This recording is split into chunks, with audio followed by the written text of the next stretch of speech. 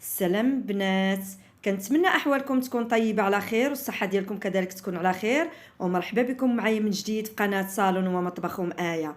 اليوم غنشارك معكم فيديو جد رائع عن سمك السردين. من قبل ما نبداو كما العاده كنتمنى تضغطوا على زر الاشتراك وللايك فضلا منكم وليس امرا.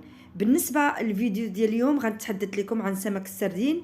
كما كتعرفوا ان سمك السردين من الاسماك اللي هي بسيطه ولكن غنيه في القيمه ديالو الغذائيه.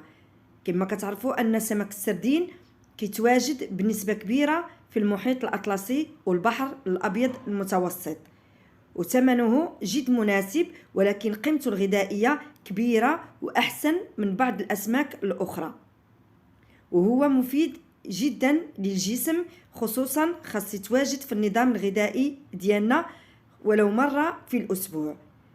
والأسماك كما كتعرفوا أنواع كثيرة، منها الغنية بالدهون أو الدهون اللي فيها مرتفعة، ومنها اللي الدهون ديالها متوسطة، وكذلك كاين اللي قليلة الدهون. والسردين تعتبر من الأسماك الغنية بالدهون. الدهون اللي فيها دهون اللي هي صحية وغير مضرة للجسم. الدهون اللي في السردين كما كتعرفوا دهون هي صحية، ولكن ماشي هي نفس الدهون اللي موجودة في اللحوم، لأن الدهون اللي موجودة في اللحوم دهون غير صحية، والدهون اللي في السردين دهون غير مشبعة، لذلك فهي دهون اللي كتحمينا من أمراض القلب والشرايين.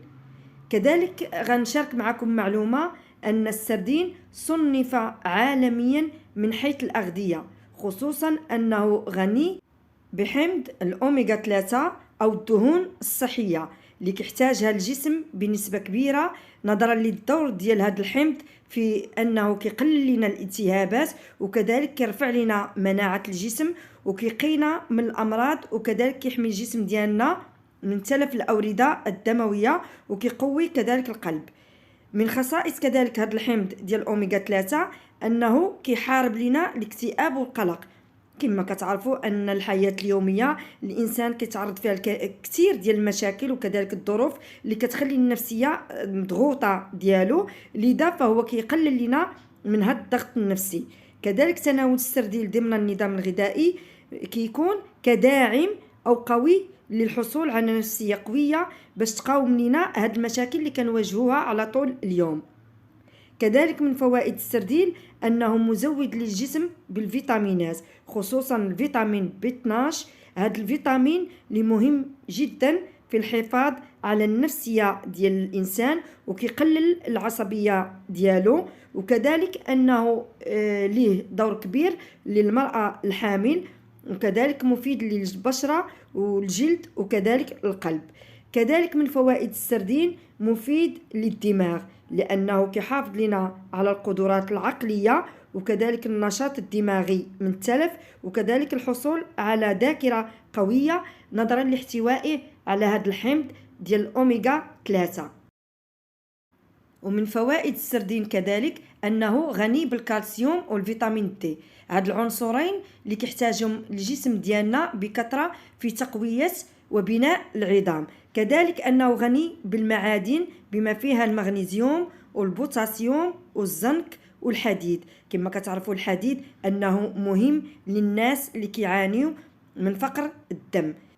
كذلك غني بالبروتين، هاد البروتينات اللي كتعطي الطاقة والجهد للعضلات. كما كتلاحظوا ان النشاط اليومي كيخلي العضلات ديالنا كتفقد واحد النسبه عاليه من البروتينات، لذا فهو غني بهذا البروتين. كذلك انه كيليق لمرضى الكوليسترول، هاد المرضى اللي كيعانيوا من الكوليسترول الضار كيليق لهم سمك السردين.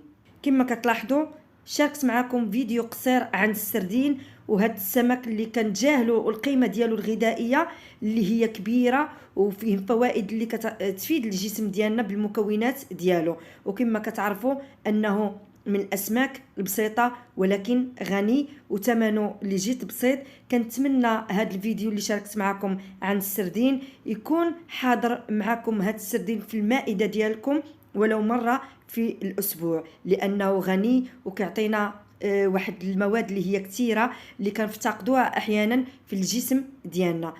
وباش نستافدوا منه اكثر في الاكل، من الاحسن تكون طريقه الطهي تكون صحيه عن طريق الفرن او شواؤه، لان الا طيبتوه بالطريقه ديال القلي انه كيفقد كثير من المواد ديالو وما كنبقاوش نستافدوا منه، وكذلك من القيمه الغذائيه ديالو. هنا غنوصل لنهاية المعلومات اللي شاركت معكم ولو قليل عن سمك السردين. كنتمنى الفيديو ديال اليوم يكون عجبكم، وكذلك تبارطاجيوه مع الأهل والأحباب لتعم الفائدة. وشكرا لكم، مع السلامة، إلى فيديو آخر بإذن الله.